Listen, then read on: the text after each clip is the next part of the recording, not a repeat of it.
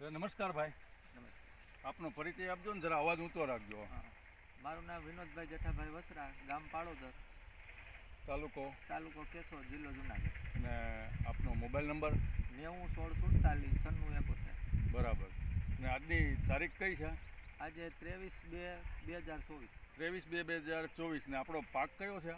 જીરાનો. જીરાનો પાક છે. તો જીરાના પાકમાં આપણે શેનો ઉપયોગ કર્યો છે? આપણે આ શ્યામવેદનો.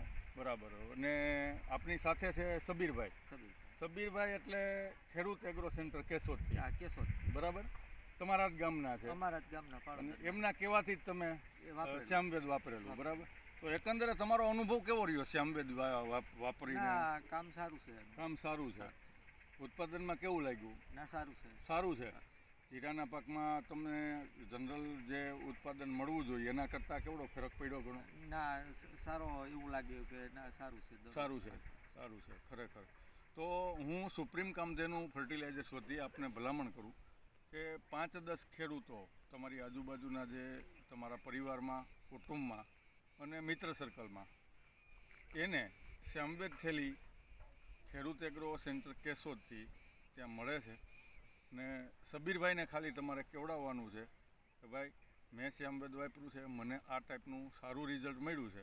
તો એક થેલી ત્યાંથી લઈ ટ્રાય કરો અને ટ્રાય કરો. એક થેલી નહીં કરો, બાકી તમે જે પણ ટ્રીટમેન્ટ કરતા હો એ કરવાનું.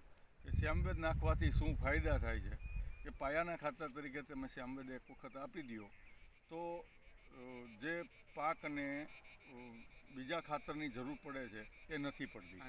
એટલે પહેલો તો તમારો પાયાના ખાતર તરીકેનું ખાતર આવી ગયું અને અન્ય જે ખર્ચાઓ છે બરાબર એ તમને ઓછા થાય અને લાંબા સમય સુધી શ્યામવેદ છે એ કામ આપે. જ્યારે ફ્લાવરિંગ સ્ટેજ હોય તો આપણે ઉપરથી બીજું ખાતર આપવું પડતું હોય છે. જ્યારે પાયામાં એક વખત શ્યામવેદ આપી દઈએ તો પછી બીજા ખાતર આપવાની કોઈ જરૂર રહેતી નથી. તો ખેડૂતને જે ડબલ ખર્ચાઓ થાય છે એ નથી થતા. બરાબર. ખૂબ ખૂબ આભાર. ધન્યવાદ.